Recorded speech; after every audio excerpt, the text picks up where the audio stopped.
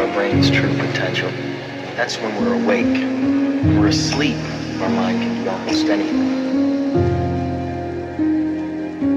Now in a dream, our mind continuously does this. We create and perceive our world simultaneously, and our mind does this so well that we don't even know what's happening.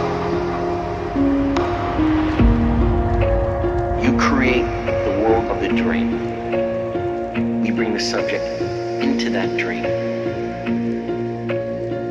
and they fill it with their subconscious.